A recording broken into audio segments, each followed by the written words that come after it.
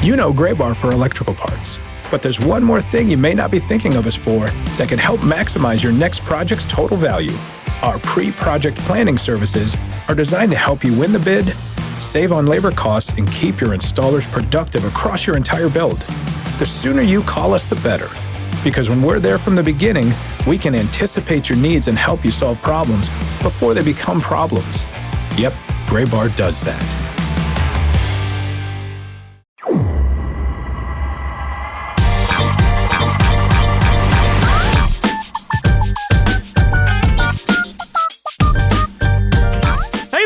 Latest edition of the Show Before the Show podcast, the official podcast of minor league baseball, as we are all back in the same country, the United States of America. Tyler Mon, Sam Dykstra, Benjamin Hill. Fellas, how are you? It's good to see your smiling faces.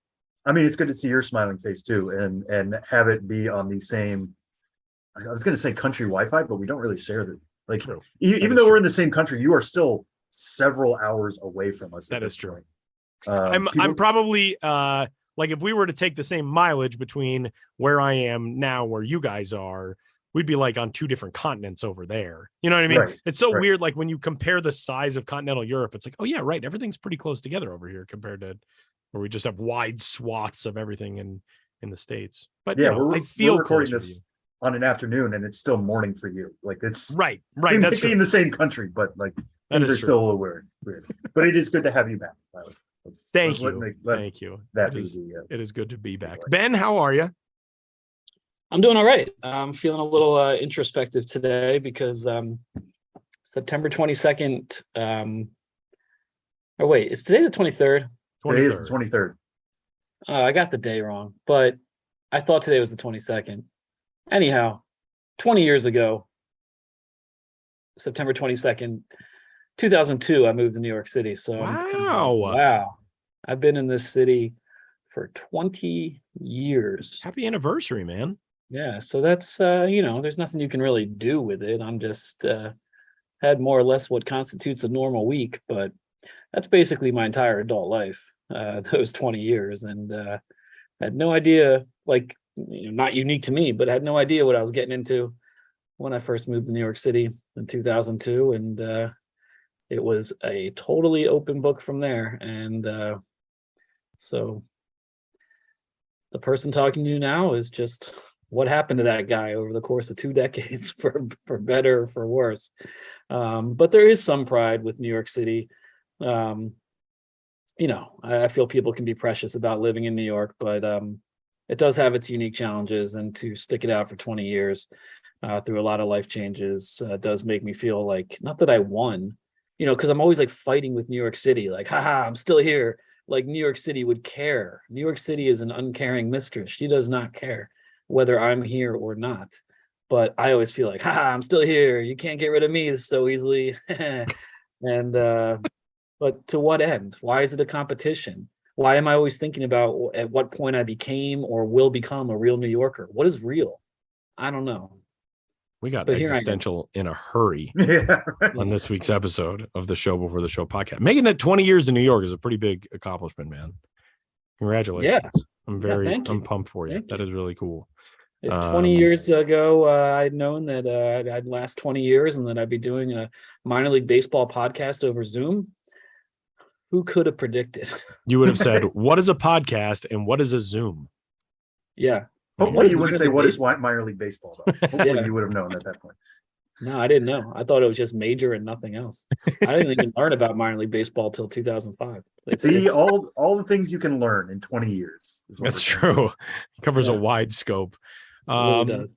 Well, wherever you found us, thanks for tuning in on this week's episode of the Show Before the Show. We got a lot to get to. You can get in touch with us, podcast@milb.com. Sam is on Twitter at Sam Dykstra MILB. Benjamin Hill is at Ben's Biz. I am at Tyler Mon. And we're going to dive in and talk about some fun stuff that we've got from Ben, whose most recent road trip we talked about last week. of course, but there are some great stories on the site right now, two of which are about a couple of members of the Erie Seawolves who have some great stories. Double-A Erie catcher John Rossoff and Double-A pitcher Yasin Shentuf, who's got a fantastic nickname. And Ben, tell us about these stories. They're both really cool pieces. Yeah, well, I was in Erie a couple weeks ago as part of my last ballpark visit of the season, UPMC Park.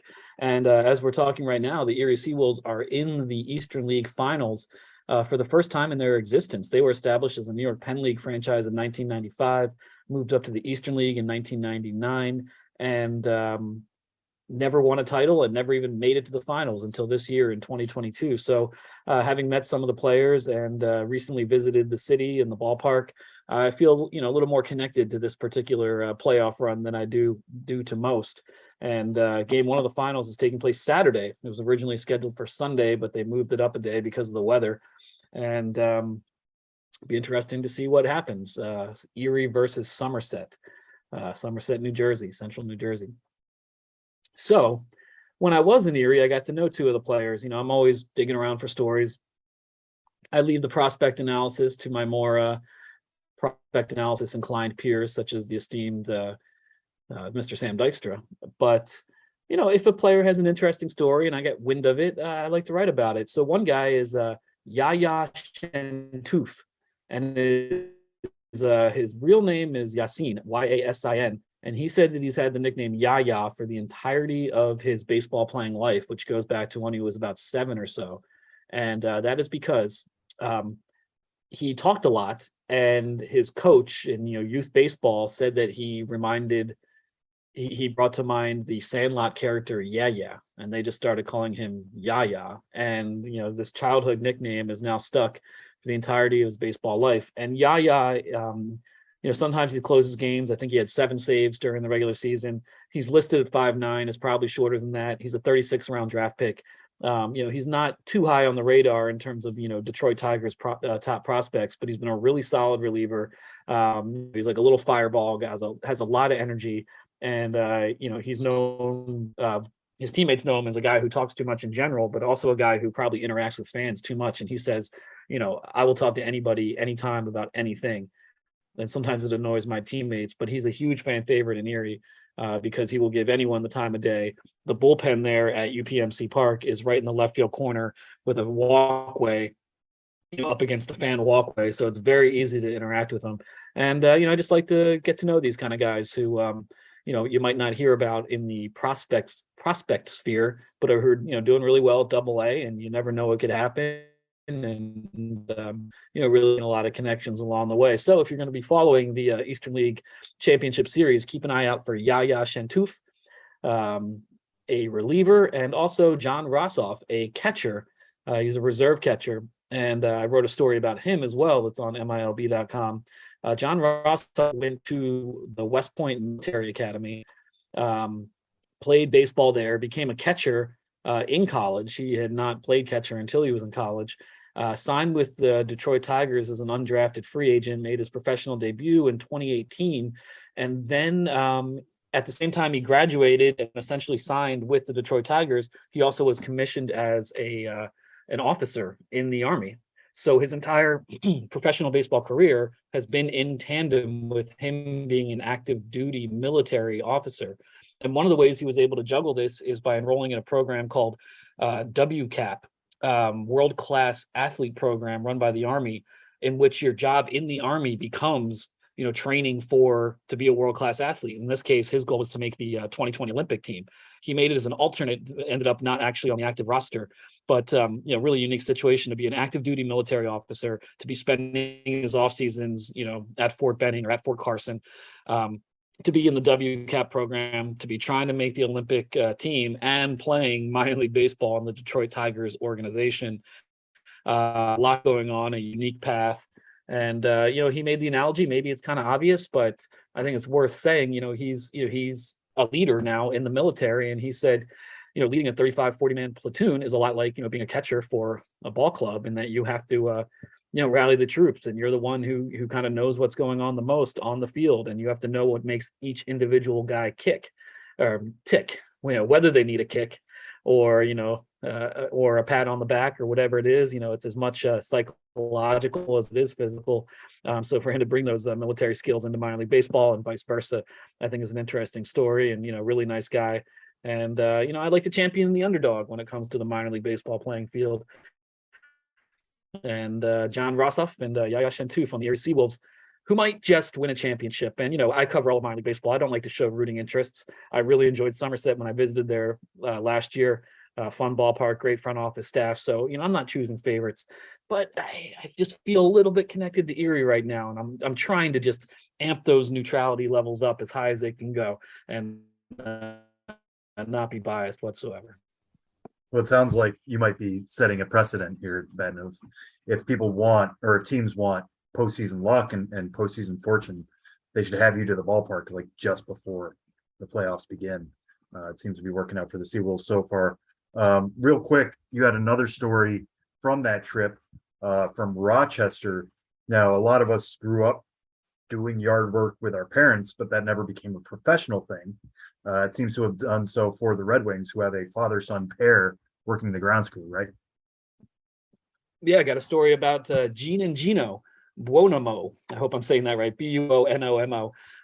This story came about, after I visited Erie. I went on to Buffalo and then ended my travels in Rochester. And when I was, poking around, trying to think about things I might be able to write about in Rochester, I was just looking at the Red Wings staff page. And at first I thought it was a typo. It said Gene Buonomo, head groundskeeper. And then below that, Gino Buonomo, assistant groundskeeper. And at first I just thought Gene was listed twice. And I was like, wait, one says Gene, one says Gino. So in touch with the team, I was like, are they father, son? They have to be related, right? And it's great. Gene is in his 70s and Gino is, quite a bit younger, but this father-son groundskeeping duo. And I tried to write the article to kind of capture the father-son dynamic as much as possible, where they're sort of busting each other's chops, insulting each other, but there's a real love and respect there at the end of it. When, once you get through all the insults and jokes and jabs, that, that's how men communicate a lot of the time, and how they show their love. And I tried to just write the article like that to, to show how they communicate and the dynamic they have working at Rochester's Frontier Field. His father-son groundskeeping duo. You have Maury Silver as the team's director of communications, and he's the grandson of the same Maury Silver who used to own the team, who saved the team decades ago, excuse me, by selling shares. I believe it was something like 8,433 shares of the team in the community. So Maury Silver, like the team, one of the streets that borders Frontier Field is like Maury Silver Way or Maury Silver Avenue.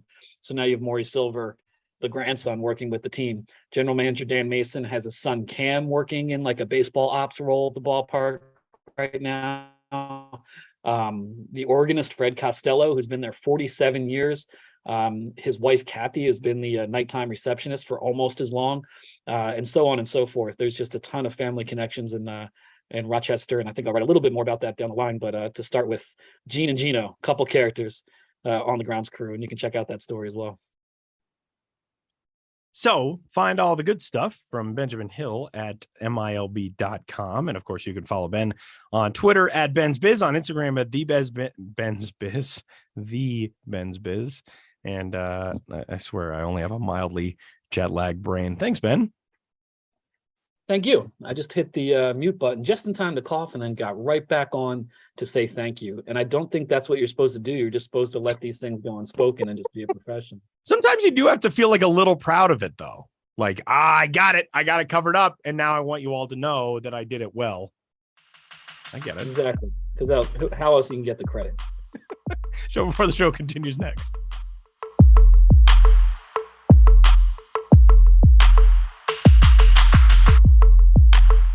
Well, for this interview segment on the Show Before the Show podcast, we wanted to bring in somebody who had been at a big baseball event over the last week at the World Baseball Classic qualifiers in Germany, in which Great Britain and the Czech Republic both qualified for the 2023 World Baseball Classic, a big event filled with top prospects.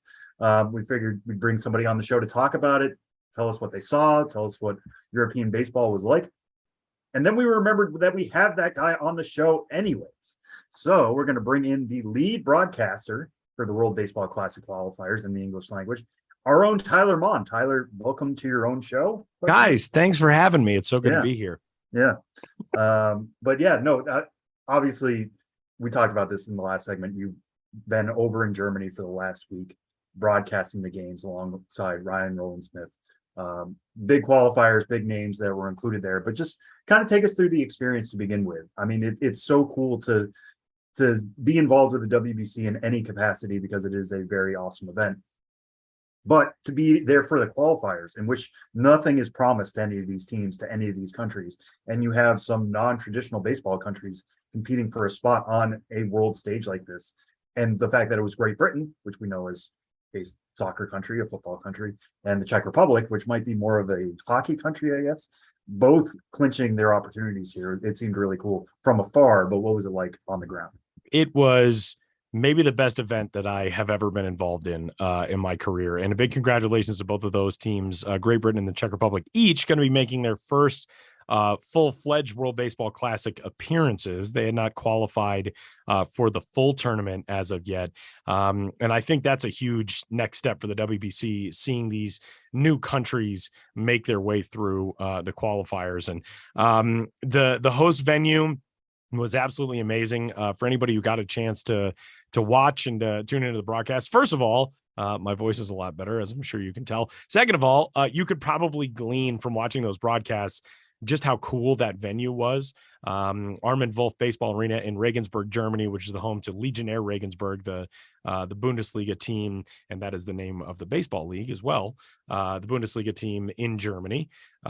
They just have this incredible little emerald of a ballpark, an hour and a half northeast or so of Munich, and it was a full-fledged big league feeling event.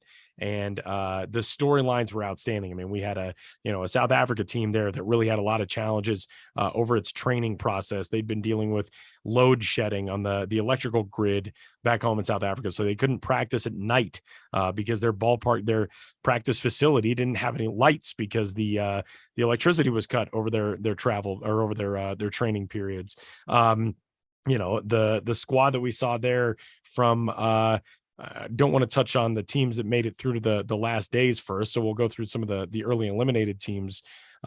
France was there with Bruce Bochy as their manager. And we got a chance to spend 30 minutes in Bruce Bochy's office and talk with him about French baseball and about his experience and why he wanted to be part of this, which was incredible in itself. And there was a lot of really good talent on that French team too. They ended up not winning a game, but they were a pretty talented team. They were a surprisingly just very fundamentally sound team, which was really cool. Germany, the host nation, they were obviously very disappointed. They were unable to make it through. They ended up getting bounced relatively early as well. But there's a really good foundation for German baseball.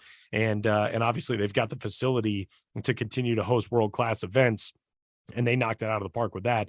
But the three teams that really made the most headlines and, prospects and non-prospects alike were at the forefront of this whole competition were Great Britain, Spain, and the Czech Republic. And for two of those teams, it really was all about the prospects. For Great Britain, it was Harry Ford, the top prospect in the Mariners system, which there were stories when Harry Ford got on the Great Britain roster. I think the question was like, wait, what is the connection there? And then learning that Harry Ford's dad still lives in London. His dad and his, I believe, 87-year-old grandmother, they were both in attendance at the games. Harry Ford's had a lot of connections to Great Britain over his time.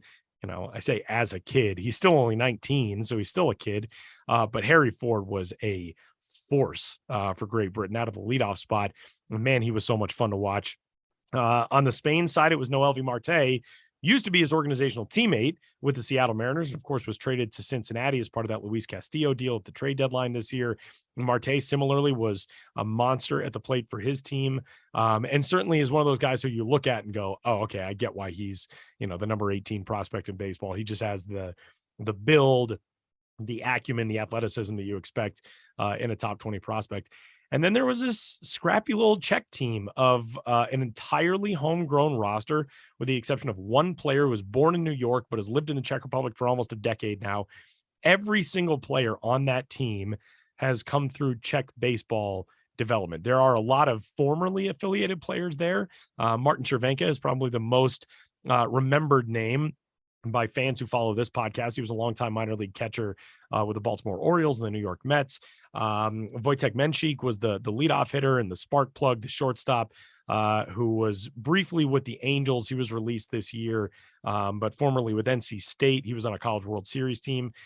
But that's a group that was comprised to get to this qualifier and try to make it through to the WBC. And when we started the event last Friday, Ryan Roland Smith, my color analyst, and former Mariner, former Team Australia pitcher, he said, all right, who's your team in this? Who do you think is going to make it through? And my answer was the Czech Republic. And the Czechs went out the first day and they got crushed. They lost 21-7 to Spain. They were down 19 going to the bottom of the fifth. It was 21-2. And I thought, man, maybe this team is not what I thought this team was going to be. They dropped down to the losers bracket and they just fought their way through. And we talked, their manager is among the most infectious human beings that I've ever come across, Pavel Hadim. And we talked to him before the last game and he said, every game for us has been like this. And he held his finger to his throat. He said, every game has felt like we've had a knife to our throats since we lost that opener, because there's no room for error when you go to the losers bracket.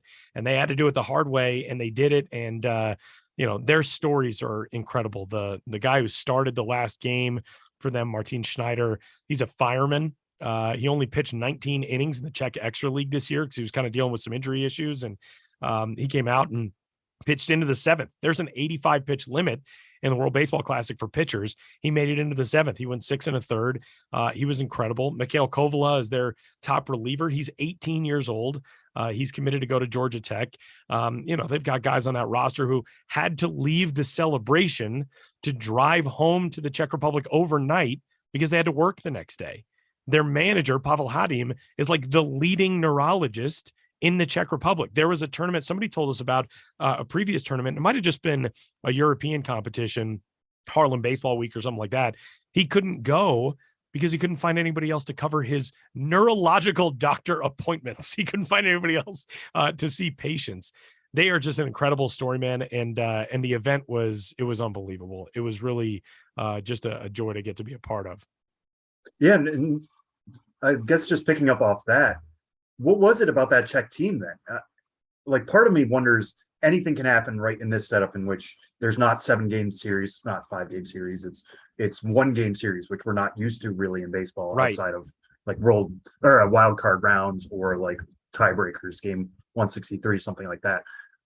So anything can happen in baseball in one game, but to have anything happen over and over and over like it did with this Czech team, how much is it just that they are, like you said, all homegrown? They probably all know each other much better than a Great Britain, where guys are coming from all over the place, and it's a little, not that they're any less prideful about playing for their country, but there might be some more introductions on those teams.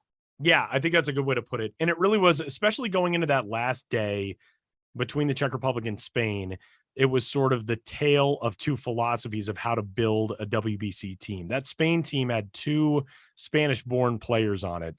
The Czech squad, everybody but one was born in the Czech Republic, and they've known each other forever. Like you said, most of these guys have played with each other at various stops throughout, youth ball, getting into club teams, into the Czech Extra League, whether it's, through national teams or all of that. They've continued to come across each other over their baseball lives. And it felt so much more like a brotherhood going into that Czech dugout or being around their workouts.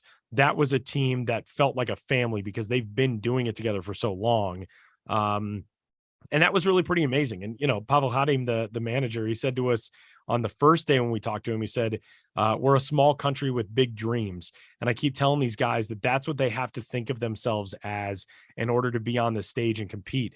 Because going against, like you said, Great Britain assembled really for, it's not necessarily this term, but in describing it in relation to the other terms of the other teams, in this qualifier, it was kind of an all-star team. They had 10 affiliated players and guys who, like you said, are no less prideful in representing the places they're representing, but do it from very different circumstances. Whether it's the guys who grew up in the islands, in the Bahamas, Anthony Seymour, who we talked to after a post-game press conference, and Adam Jones was in that press conference and got into a lot of discussion about, what is the next step for baseball in the Bahamas? How do we continue to grow baseball in places where traditionally it hasn't been a big deal, and now it's starting to have a moment. Harry Ford being an ambassador, being a top prospect, who is doing amazing things already in his pro career, climbing in a really exciting system and organization.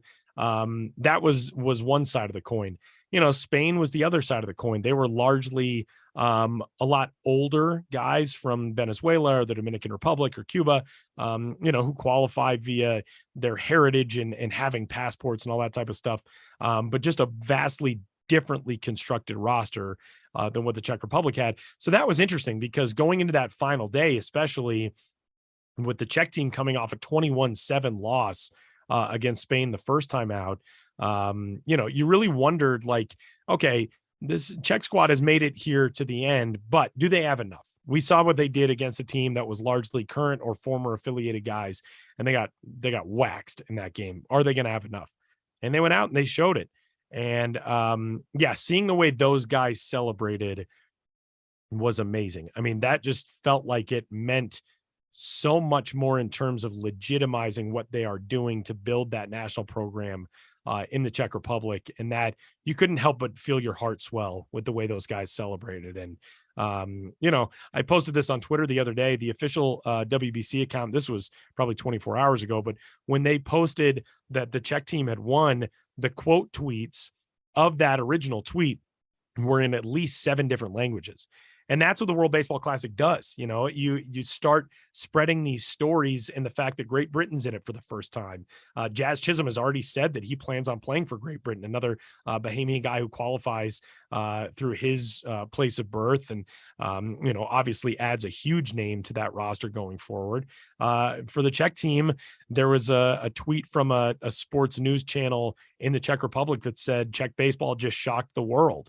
And it really is kind of true. I mean, the amount of people who commented on WBC things and said, I didn't even know they played baseball in the Czech Republic. It does a lot to legitimize what those guys have been working their whole lives for. And that was really amazing to see. Well, all this talk of the Czech Republic baseball team, I don't want them to be confused with the team I'm putting together of verified Twitter personalities. And that's the Blue Czech Republic baseball team. Pretty good. That's I feel like there's a lot of depth there. Sam's just shaking his head. Yeah. I do it for you, Sam. Anyway, Tyler, perhaps not surprisingly, I want to get maybe away from the actual baseball field slightly and, just learn more about the experience. So you were in Germany, but you weren't just in Germany, you were in Regensburg, Germany. So what, let me see. How did I pronounce that right? Okay. Regensburg. Regensburg. Yeah. Regensburg. I like that one noise.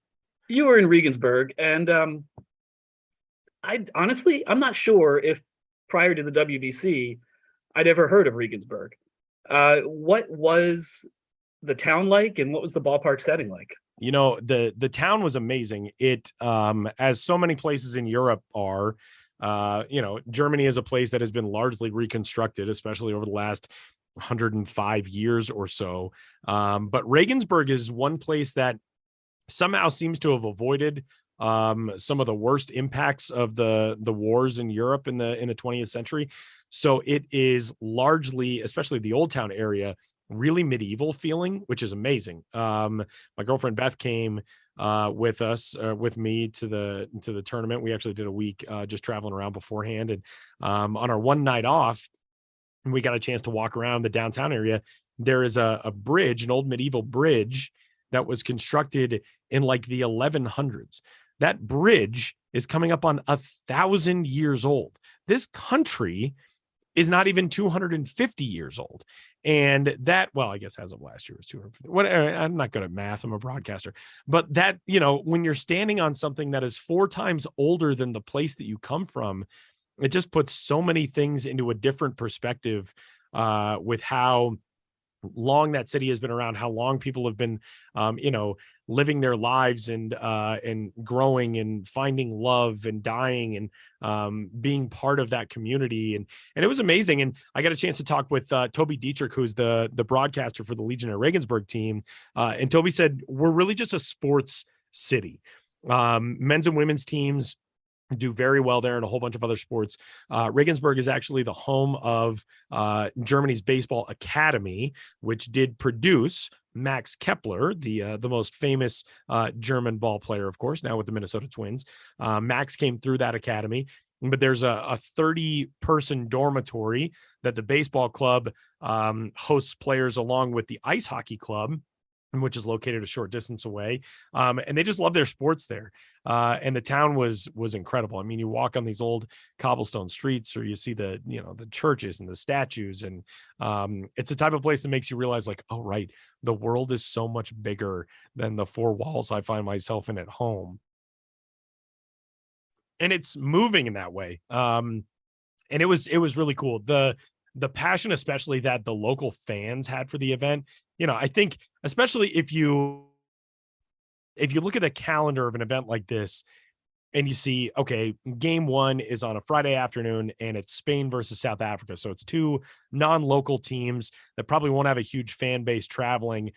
I think we got, and ballpark capacity for that place is only a couple of thousand. I think with standing room, it maybe maxes out just over 3,000, but seats are only a couple of thousand. I think we got 900 some for that game. That was the lowest attended game of the week.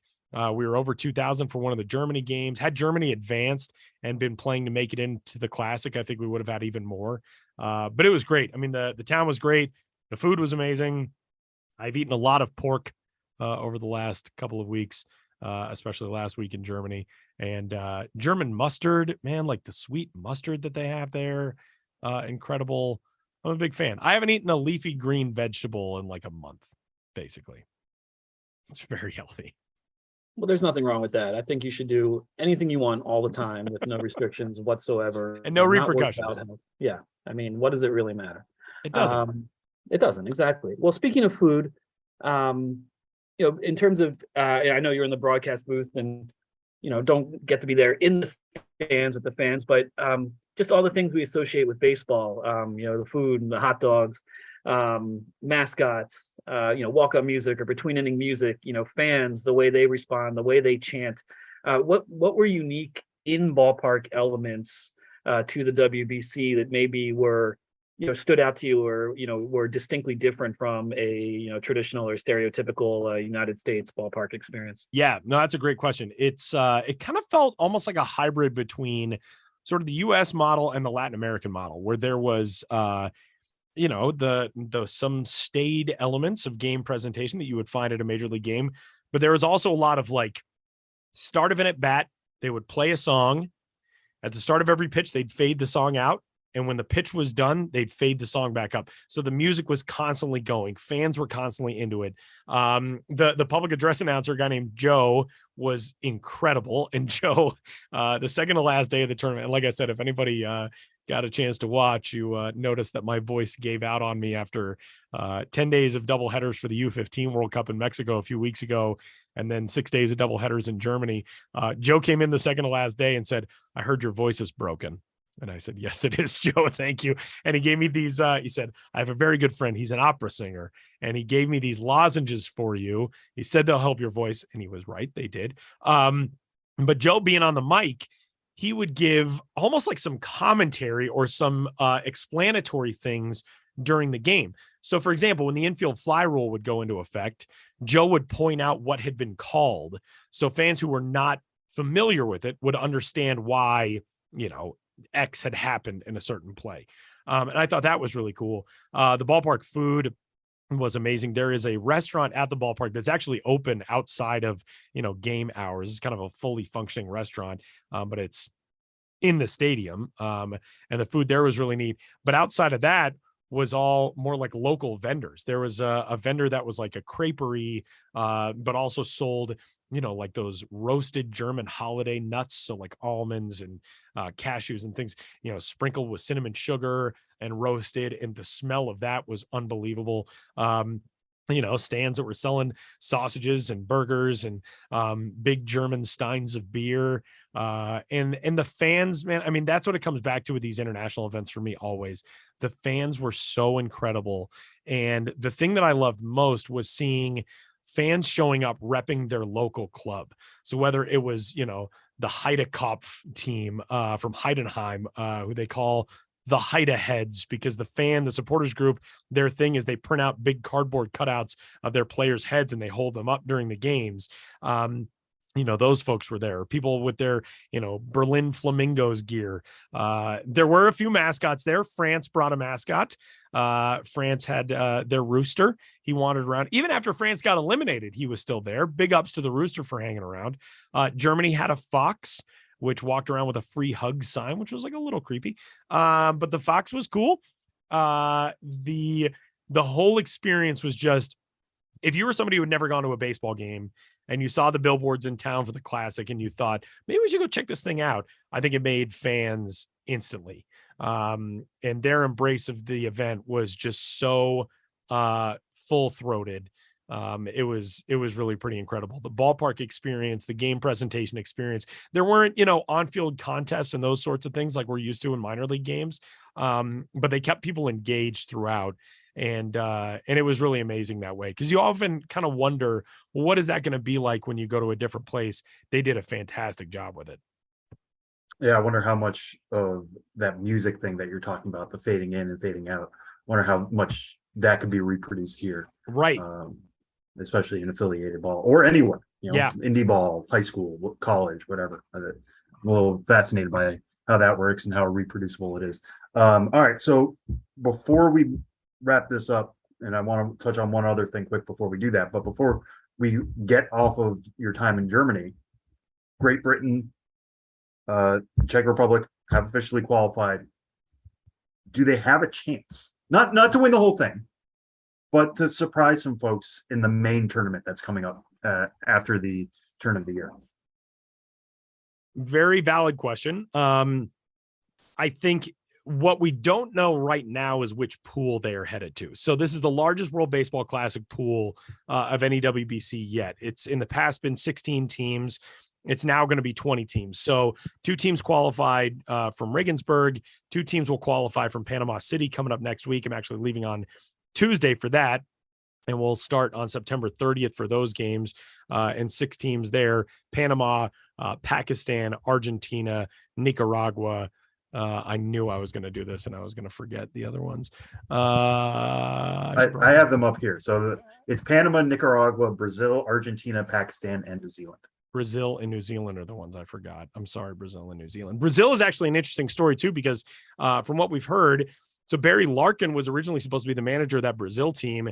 He no longer is. Steve Finley is the manager, but apparently it's because Barry Larkin is like trying to get a league started in Brazil, which is really cool. He's so invested in the game in Brazil now, which is pretty awesome. And New Zealand, I feel bad because I've got a little buddy who's going to be on that squad, a guy who I've known throughout his baseball career. But anyway, so 2 teams will qualify from there as well. Of the 4 qualifying teams, they will each be placed into one of the pools to start the Classic, but we don't know which team is going where as of yet. So I think it likely depends on that. For Great Britain, there's a lot of talent on that team. You add Jazz Chisholm, you potentially can add some other guys. There is a lot that remains to shake out with that roster, and I think they're going to be really competitive. The Czech Republic team, if they go potentially to a spot, I believe Taichung in Taiwan is where Italy will be, for example. You go against a squad that really well from competition in Europe. Yeah, I think there's a potential there that you could spring a victory and really put yourselves on the map. But if you throw that team into, the Tokyo pool or the Miami pool, where you've got the DR, Puerto Rico, Venezuela, Israel, which was an Olympic team last year, that could be a little bit of a challenge. But the cool thing is, it's like March Madness, man. You go out, anything can happen on any given night.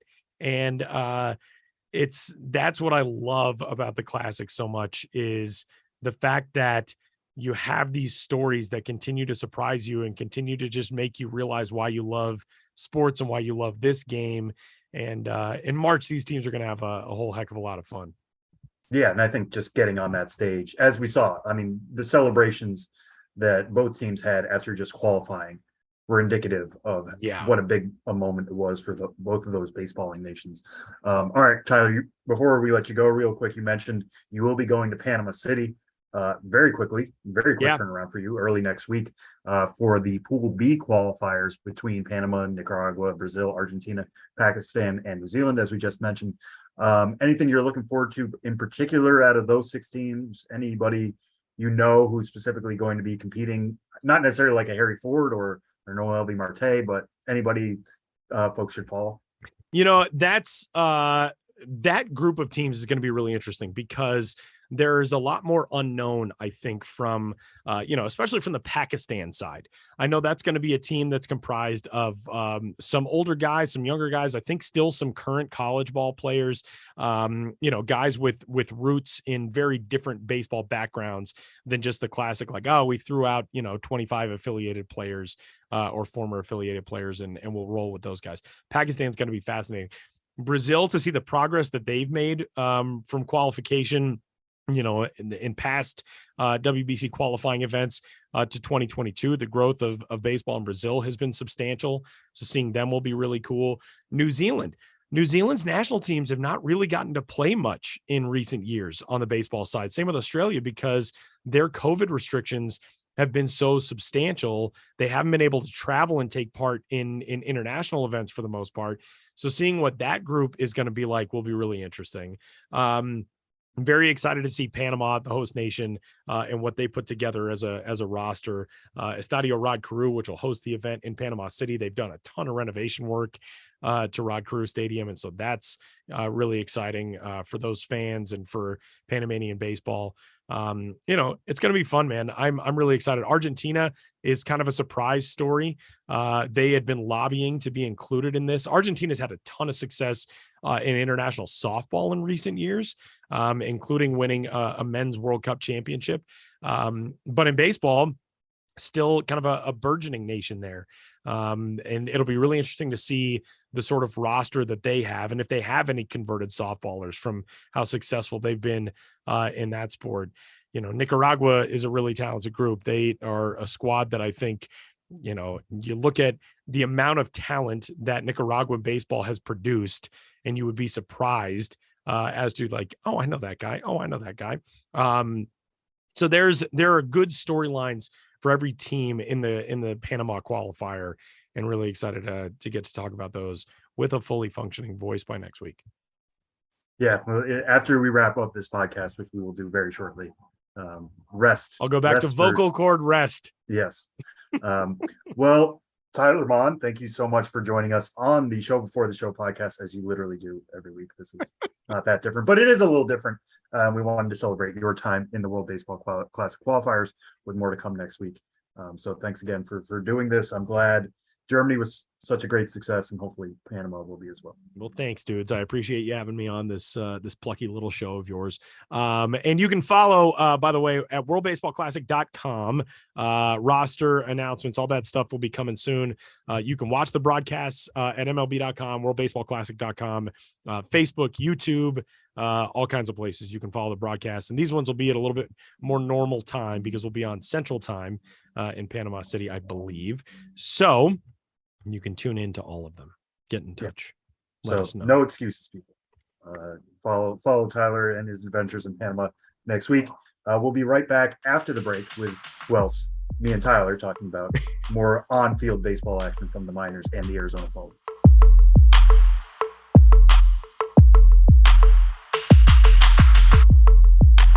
Big thanks to Tyler Mon for joining us in this week's episode of the Show Before the Show.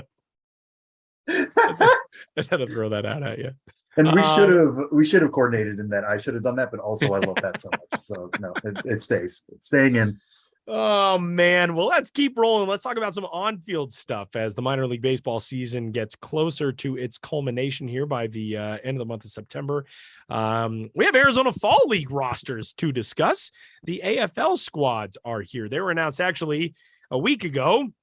pretty much right after we recorded. We got our first look at the 2022 AFL. 16 top 100 members will be on various teams across the Fall League, led by number 6 overall prospect in baseball, St. Louis Cardinals outfielder Jordan Walker. Some other interesting names that are on the list: Noelvi Marte, who just played for Spain in the World Baseball Classic qualifier; Henry Davis, the Pirates catching prospect; Jason Dominguez from the Yankees organization will be there; Brennan Davis, who famously was my sleeper pick for the National League Rookie of the Year this year. That didn't quite work out. Tink Hence will be taking part. Nick Gonzalez will be taking part. Sam, give us your first impressions of the AFL announcements and who sticks out on these rosters. Yeah, I mean, it was funny combing through the AFL stuff over the last week since we got the rosters last Friday, because I dipped back into the history of who has played in the Arizona Fall League.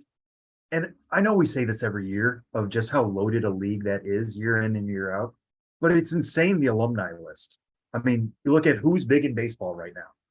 Aaron Judge played in the Arizona Fall League. Mike Trout played in the Arizona Fall League. Bryce Harper played in the Arizona Fall League. Sandy Alcantara played in the Arizona Fall League. Like, guys who are on the big stage right now came through the AFL. And a big reason for that being, we always refer to the Fall League as a kind of prospect finishing school. It's where you get sent for 6 weeks. You face other big talents in a hyper concentrated format.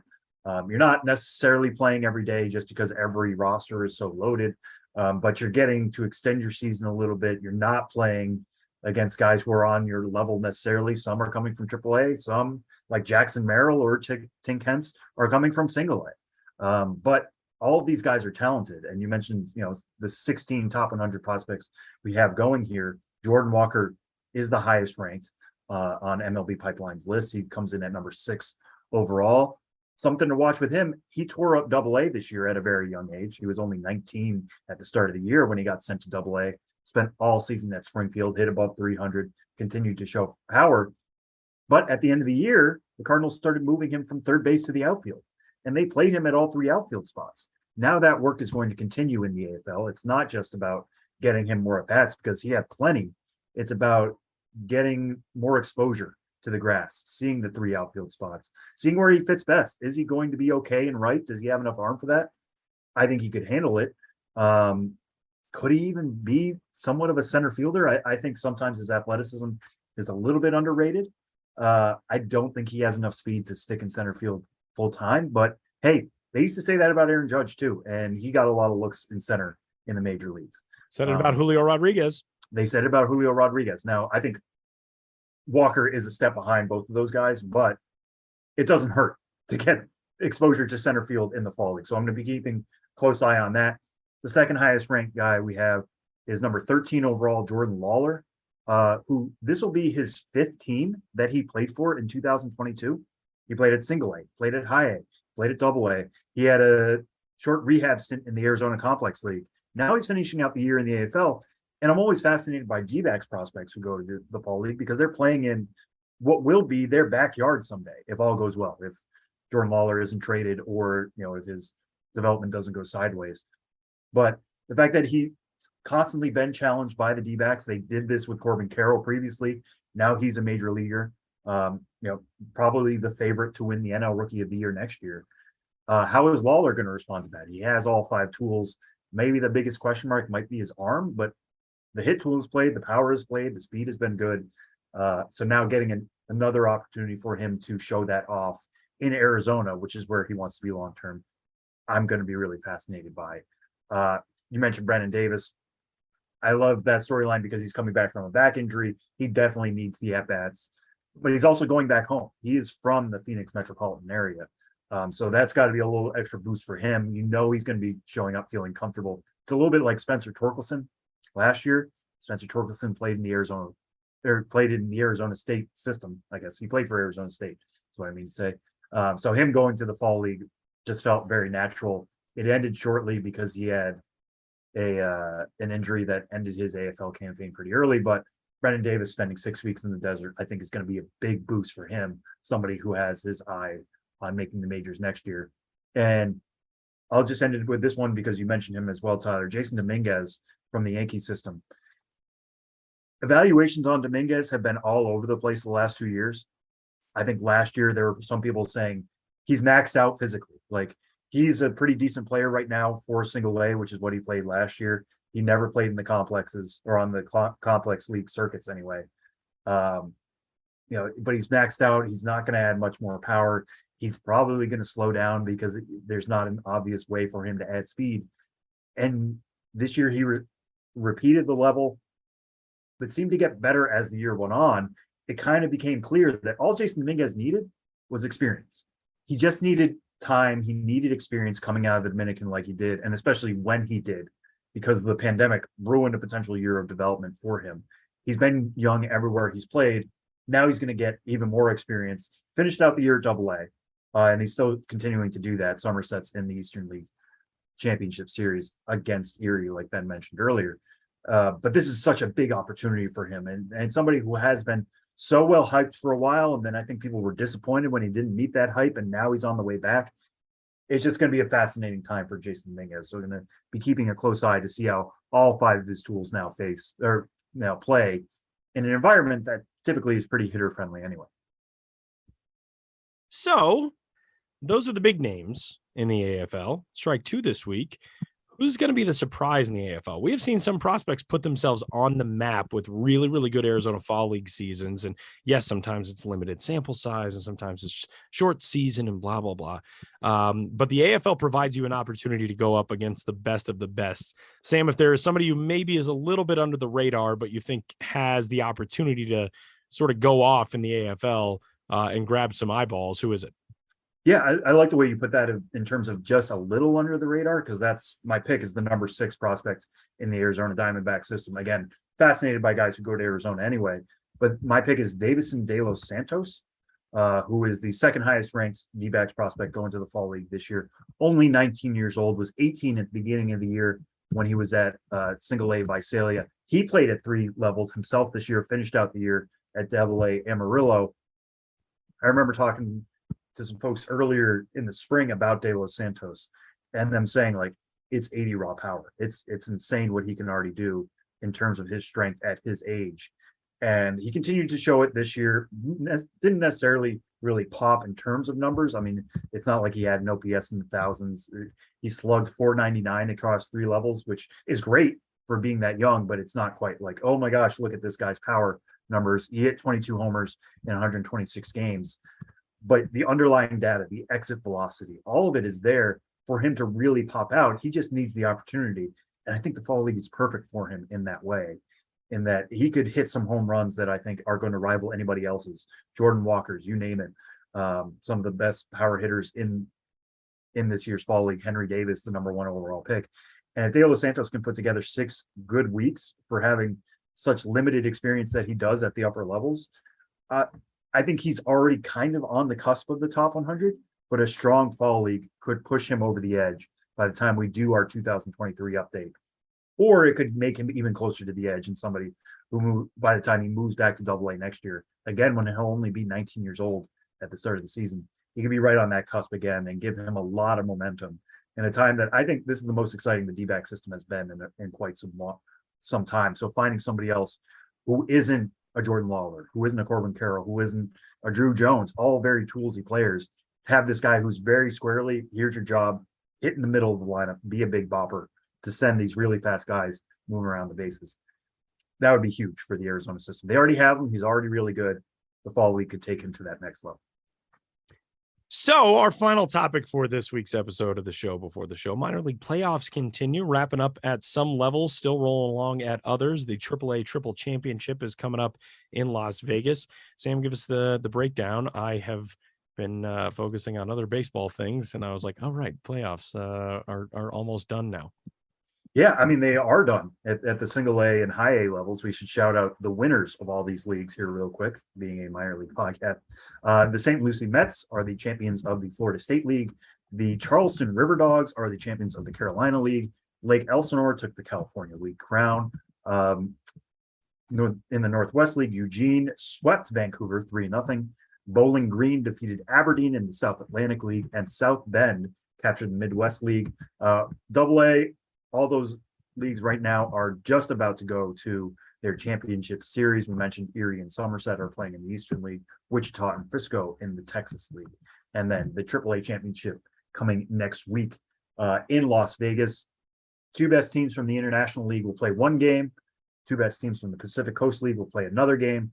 Winner of those two will face off in the AAA National Championship, something we've had for a few years now. Didn't have it last year. It'd be great to have it on site in Vegas coming next week. We'll have Kelsey Hennigan will be on site for that, along with some other MILB folks. So looking forward to hearing how that goes once we know the teams for that. But I just want to shout out real quick. I mentioned some of those teams that won. The Rays had 2 full season affiliates so far win championships. We keep talking about this with the Tampa Bay Rays system, how loaded they are, how it feels like they reload every year, how successful they are as clubs at every stop. Charleston, single A title again. Bowling Green, high A title again. Montgomery is in the double A playoffs right now. You look at what the standings are right now in the International League, and it looks like Durham could be going to Las Vegas. Now, as we're sitting here right now, they have a 1.5 lead over Scranton Wilkes-Barre in the East Division for the International League. Nothing's set yet. Some crazy stuff could happen over the next week.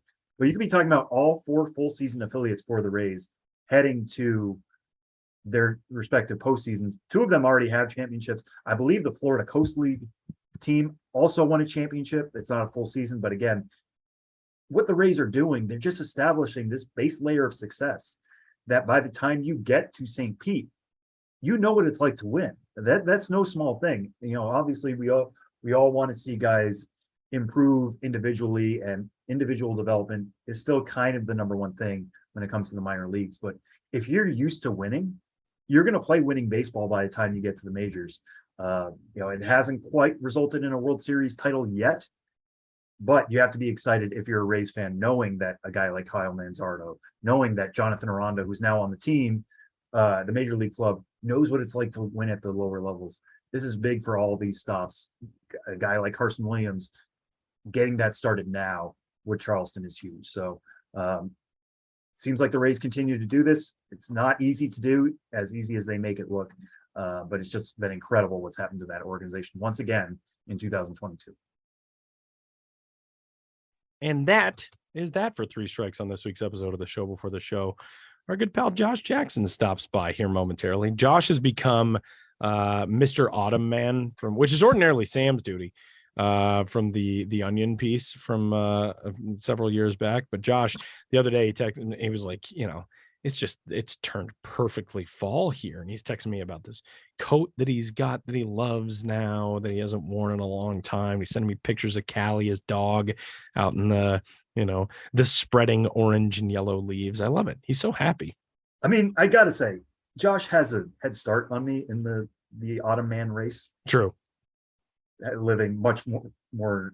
He does live much farther north. Yeah. So give me some time to catch up. Okay. All right. We'll get there. I'm wearing a hoodie today, so we're getting there. Yeah, that is true.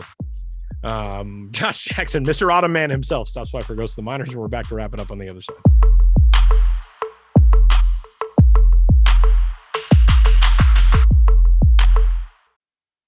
This episode is brought to you by Indeed.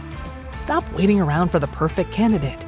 Instead, use Indeed sponsored jobs to find the right people with the right skills fast. It's a simple way to make sure your listing is the first candidates see. According to Indeed data, sponsored jobs have 4 times more applicants than non-sponsored jobs. So go build your dream team today with Indeed. Get a $75 sponsored job credit at Indeed.com/podcast. Terms and conditions apply. We interrupt this podcast to bring you another thrilling edition of Ghosts of the Minors. Now, here's your correspondent and host, Joshua Jackson.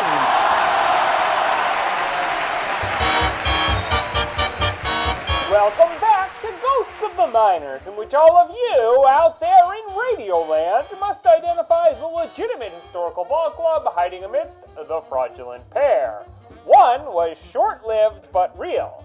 The others weren't real, and there's no telling how long they've been around. In the last segment, I asked you which of the following minor league baseball teams did at one time exist. A. The Vermilion Hip Hurrahs. B. The Orange Hoo-Hoos. C. The Blue Hill Yip Chippers. Orange, you glad you picked B, the Orange Hoo-Hoos? No, I haven't transformed into a citrus-obsessed owl.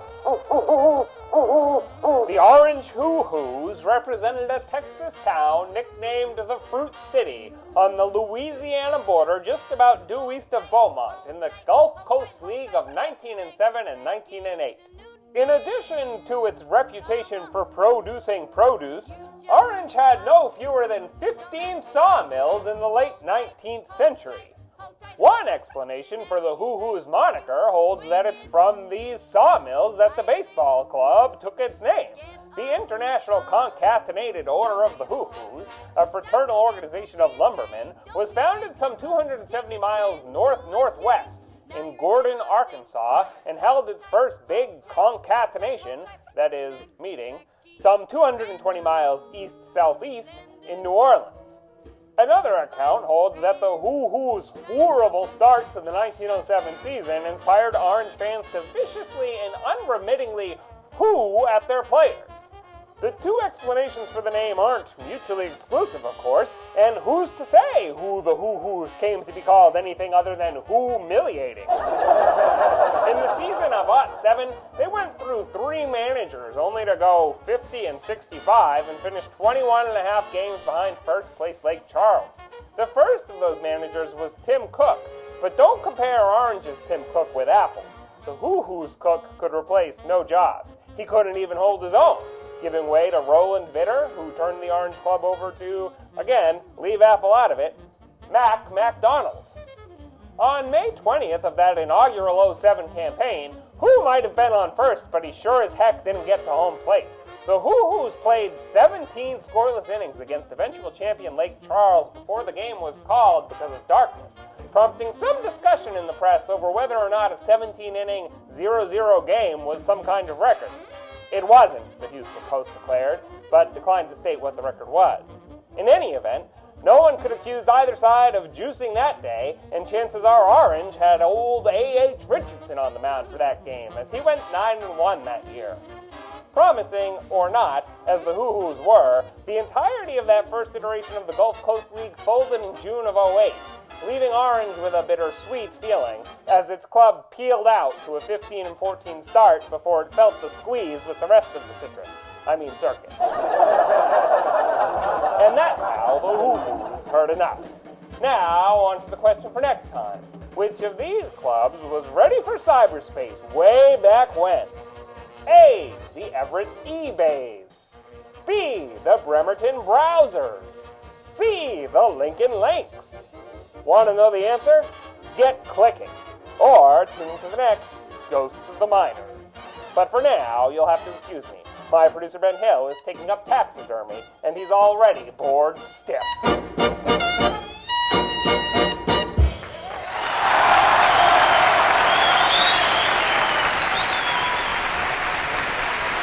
Well, we have gabbed for quite a bit today on this week's episode of the Show Before the Show podcast. Thanks for hanging out with us as we have done so. We've had a whole pile of fun as always.